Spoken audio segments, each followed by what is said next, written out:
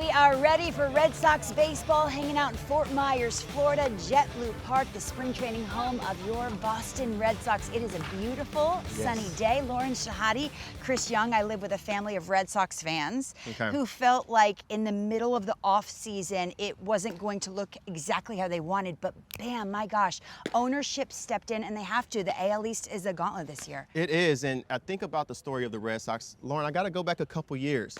Everybody has been going through these ups and downs. You lose Devers. You don't bring back Bregman. What direction is this team going? But the more I see what Breslow is doing, the more I see what he values. You look at the errors that they made. They led baseball in errors last year, Lauren. You go and you get infielders. You go and you get Wilson Contreras. You go and you get Caleb Durbin. You go and you get 3 more starting pitchers to add to your depth to allow the young players to get better. I think Craig Breslow is showing us what he values, and he wants to put together this complete team that puts the bat on the ball, catches the ball, puts it in play, and goes out there and wins ball games the old school way. You mentioned depth, pitching depth for days. You and I were going over the pitcher in Ranger Suarez. We watched him walk in this morning. I saw Sonny Gray, by the way, who's pitching today. He was carrying a fan. I said, Sonny, what are you doing? He said, I get hot in the dugout. I said, you have to buy your own fan? My gosh, he's just an awesome guy, an awesome addition to this rotation, and they all fall in line behind the man they call the beast, Garrett Crochet. I feel like if Pedro Martinez told me I was better than him at anything, I would just play it on repeat. What was your reaction to him saying that your stuff is better than his? I don't know about that. I think I got a long ways to go to be able to match up to what he's done for the Red Sox, but it's always cool to be complimented by guys that you've looked up to. Do y'all talk much? Does he give you feedback back and forth? Yeah, a little bit, especially here in spring. He's around watching bullpens and lives and that sort of thing, but a great mind to have around and in our corner for sure. I was watching you the other day talking with Bailey in between innings, and I know you always talk about timing and tempo, but what are those conversations like mid-February? What are you talking about? Timing and tempo. That's it. Yeah, you nailed it. What does he say? I feel like for me, it's kind of me driving the conversation, just, you know, what I'm feeling on the mound at any given moment, you know, especially when we're facing hitters for the first time, things tend to speed up a little bit. And it's just kind of keeping it under control as best I can. Garrett, I know you haven't been here long, but it's an energy that's around you at all times. Anytime I see you, you're talking to young guys. It seems like only a year in, you've become that face. And I know it's more than just a success. Everybody assumes it's just because it's the ace pitcher. It's not always the case. It's a presence that comes with you. As being a dominant lefty, do you automatically connect with Sandoval, Early, Tolley? Do you find yourself gravitating towards those guys and helping them out? I mean, from my standpoint, I know that I've got as much to learn from those guys as maybe they do me. So I feel like it's constant conversation. You know, I like to pick Early's brain, honestly, even though he's the young guy. You know, he's got a really good changeup, and I feel like there's always a give and take between players, regardless of age or experience, that takes place. But you're working on a splitty. Yeah. You haven't used it much, but you want to bring it out. Why do you feel like you need it, and what can it do for your arsenal? Yeah, I feel like I face pretty right-handed heavy lineups. Wonder why? Yeah. when I get a lefty in there or two, I'm pretty ecstatic. But it's not too often. So for me, it's just something else to neutralize the opposite-handed bat. I feel like I've done a good job of keeping them off balance with the cutter and the fastball inside, but you know, it's just always looking for that next step of how to evolve as a pitcher. Thank you for the time. Thank you all for having me. And the rotation, a major strength. They have so much depth to get through 162, but do they have enough offense? A lot, and I mean a lot, rests on the shoulders of Roman Anthony, who posted the 5th highest on-base percentage and the highest hard hit percentage of anyone in the game last year. And before he starts 2026 with the Sox, he will wear red, white, and blue. Roman Anthony, your life has changed quite a bit over these last few weeks. You're going into offseason, you're training, getting ready for spring training, and you get the phone call, WBC. Tell me about the moment, that conversation with D-Row, and what this means for you. Yeah, first of all, I mean, came back in the clubhouse one day and saw the unfortunate news about Corbin, so hope he's doing all right. And then at that point, AC had mentioned something to me, and Bregman was texting me a little bit, and then that night got to speak with D-Row, which was unbelievable. You know, for me growing up, it's been a dream of mine, and you know, coming into spring, didn't really expect it. You know, thought they had the roster set already, and so for me, it was about just kind of coming in and getting ready for, you know, my first full year, and then got that call, got the approval from the team, all the guys, and you know, for me, it was a no-brainer. So it's a blessing for sure. It was an amazing year for you last year, and You were one of my favorite stories because I remember you and I were talking off camera, and you went through, you're a big-time prospect, went through a few struggles, but watching the at-bats, like for me, watching you do your thing, it was never a concern for me. I would watch game after game and see barrel after barrel after barrel and guys just making plays on you. Did you ever think, these guys are better up here? Are there any hits in the field out there? Yeah, in my first game, really, Tell me a game you hard. remember, yeah. Yeah. Hit one right off the pitcher's leg real hard, and third base comes in, makes a great play. That first full week, it felt like there were 20 defenders out there, and it felt like the field was just covered. But that's the big leagues. It's you gotta just continue to grind and continue to trust your process every single day. When it's all said and done, when you dig into the numbers, look at that hard hit percentage. Let's see this list. Aaron Judge, Shohei Ohtani, Schwarber. You're atop of this list. You're number one on the list, minimum 150 at-bats. What does that mean to you to be in that rarefied group of guys? Yeah, it's awesome. It's definitely anytime you see yourself on a list with those names, it's definitely, you're probably doing something right. But yeah, for me, again, just going back to the group of guys I had around me, they helped me so much during the year, constantly making adjustments, constantly learning from the new guys or from the guys who have been around and applying it to my game. Again, just helped for me to slow the game down and get some good work and challenge myself, pre-game, so that way when the game came around, I was 100% ready. Opening day, you'll be leading off for the Boston Red Sox. What do you think the role of Roman Anthony, the leadoff hitter, is? Yeah, for me, it's a little bit different. Like, I got to get used to it a little bit in the minor leagues, which is great, and even hitting leadoff in high school. It's about being that spark plug. It's about finding a way on. I think sometimes it's underestimated how big it is to score in the first inning and that kind of momentum switch and what it can do for your guys and for your pitcher on your side when he goes out knowing that there's a bit of a cushion. So for me, it's about grinding, every way I can to, draw a walk, get on base, do whatever I can and see pitches, help the guys behind me, understand, what the guy's doing, how he's throwing that day, leading up to their at-bat. So it's a very unselfish at-bat. It's the mindset is just find a way on. Well, go out there and handle business. Good luck to you in the WBC. Good luck to you this season. Look forward to seeing you do your thing. Thank you. I appreciate it.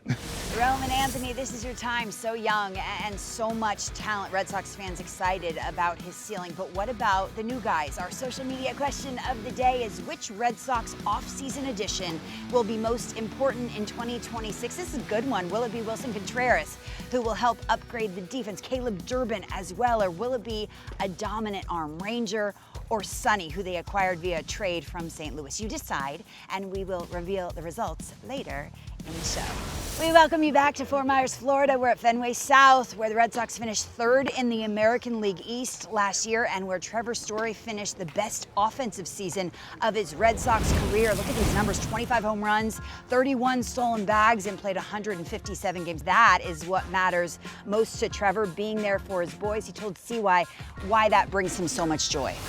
Trev, first of all, congratulations on an amazing season last year, man. I'm sure it had to feel rewarding for you from your time here dealing with injuries. You take so much pride in being out there for the guys and also getting the team to the playoffs. Tell me about your experience these last few years here with the Red Sox. Yeah, like you said, last year was a good year. I felt like, kind of reset the baseline for myself, being able to, post 157 games. That's always the goal, right, is to stay healthy, and 155 is always my mark. And so it's nice to hit that, and, after missing a lot of games the first few seasons. So last year was definitely rewarding for me in that sense personally, but as a team, I felt like we made a lot of strides. We created a lot of momentum making the playoffs for the first time in a few years. So we're looking to build on that. At what point did you know what, I can play free and easy? Because I had times, I went through my own fair share of injuries, and you have a moment where you're feeling your way through it, just trying to stay on the field, and then you have something that crosses over and says, I'm ready to go. I can go full blast right now. Yeah, exactly. There's, those first couple years, especially coming back from the shoulder, was just a tough injury. A lot of rehab, a lot of pain, a lot of, stuff that no one saw. And then there's a difference in getting back to the performance that you're used to having, you know. And letting the athleticism flow. It truly flowed out there on the bases. Seeing a lot of guys going out there having career years on the bases. 31 bags for you last year. I'm sure that has to play in where you're going to be in the lineup. Why is that something that you really wanted to bring back into your game? Yeah, I feel like I can still run, you know. Yeah, I think, absolutely. you know, they might be calling me young, but I feel like I can still run. Still got the speed, so I pride myself on doing the little things right, and base running is more of a mindset, and as you know, it can win baseball games, and that's what it's about. And anytime I can get into scoring position for the guys behind me, that's always just one step closer. So I take a lot of pride in being safe, so I feel like take advantage of that. Are they really calling you Unc around here? Yeah, they are. You're Unc around here. You're OG, and I guess we gotta jump on this young core that you have here as we're around camp. The energy's so high. Seems like everybody's getting along well, but your success is gonna rely on so many young players right now. Why do you feel like it can be an advantage to have so many young guys in the lineup? Yeah, these guys bring the energy, man. They're young, they're hungry, and they want to be great. And I think, you combine that with some really good veterans on the position player side, like Contreras, and our staff is incredible. So we got some young guys there too. So I feel like, these guys, they're not scared of the moment, and they want that, and that's a special thing. And they're going to get it in Boston, and I'm excited to see how they handle it. And we got a couple special ones that I think could be some of the best in the game. Manager interviews are presented by Sage, the official finance software partner of Major League Baseball. We are taking a tour through Florida today, and the spotlight shining bright on the Red Sox and their young talent. We saw Peyton Tolley last year in 7 starts, and we kind of saw what that ceiling could look like. High hopes for Connolly early. He's impressed Garrett Crochet already. This is one of the premier farm systems in Major League Baseball, consistently ranked in the top 10. Jarren Duran made his MLB debut back in 2021, was named the MVP of the 2024 All-Star Game, and just hit his first home run in spring, winning a tough left-on-left matchup. And we asked him about his progress at the plate that his manager has been raving about all spring. As you think about your approach, what was it this offseason that you really wanted to make an adjustment on? Honestly, it was just kind of like getting back to myself in 24 and just relaxing, having fun. Because I feel like in 25, I just started to put more pressure on myself. So I had some tight swings, tried to do too much, and I feel like in 24, I went out there with a carefree attitude, so I'm just going to try and get back to that. How do you get to the freedom? I think of where you stand with the team right now, and anybody I talk to, you're so important to the core of this team. I can go back to last season. There were trade rumors swirling around about, is Jarren Duran going to get traded? I'm like, you cannot trade this guy. He is part of the core. He's part of the cloth of this organization. But that happens with the great players. That happens with anybody who brings value to their team. How do you quiet the noise and continue to stay locked in where you're at right here? For me, it's just focusing on the boys. We got a lot of new faces like Durbin, Vinny, and a bunch of these guys, like just getting to know them and focusing on and make sure I chirp Trevor Story every single day and joke around with him. That kind of keeps the boys loose and gets your mind away from everything and just having fun with the team. Tell me a little bit about that relationship, because you guys are going at it with the Papa shot. You're doing questionable photo shoots every time I see you guys. It seems like a great relationship. Tell me how that manifested. Yeah, I mean, honestly, he just kind of took me under his wing when he knew I was grinding in my early years, and even when he was hurt, he was looking out for me. So I just kind of followed his suit and looked up to him as a leader, and he's kind of been like that father figure on the field for me. And we always had this father-son joke going around every single day. But honestly, like outside of baseball, he's one of the greatest human beings I've ever met, and I'm very thankful to have him. I love the accountability that you talk about and having, relationships with Story, but also your relationship with this fan base. Any interview I see, good year, bad year, you're always first one to be accountable. You feel a connection with this fan base. Why do you feel so close to them? I think it's just because I feel like I've signed a lot of autographs outside of Fenway, and I've had a lot of great connections. Honestly, for me, going out there and signing is more about the conversations I get to have with these people every single day. Like, I learn stories about them. I tell stories about me. Like, we go back and forth. Like, it is a relaxing feeling to know that they think I'm a human being again. Like, not just like a baseball player. Maybe you're joyful because you are the Papa Shot champion. Are you? I can't tell because I got slaughtered. You took your ball and went home after the first game. That happened. I should have left after the first one. You should have left. Wait, what happened? Trevor wasn't gonna let me leave. He slaughtered me. It wasn't even close. The next two, I got to tip my cap to that, but I should have taken my one victory and left. Okay, still early. It's spring training. You It's could true. practice. I don't even know if I want to go Right. back. There's It was still so time. bad. It was so bad. I don't even know if I want to go back. Just hang your hat on the first Yeah. game. Good luck to you, Jarren. Can't wait to watch you. Thank you. Appreciate it. Alex Cora sees the work Jarren is putting in, and it is paying off. Cora's invested in every single player. Entering his 8th season as the Red Sox manager and as a coach, manager, and player, he's won 3 World Series. So he knows what winning teams look like, and this year's Red Sox will pass the test. Our manager interviews are presented by Sage. Everyone says, Alex Cora, don't judge a roster till it's completely complete, right? There's a time in the offseason everyone's going, what's going on? Not anymore. How would you describe this year's version of the Red Sox? It's a good baseball team, athletic, young, and exciting.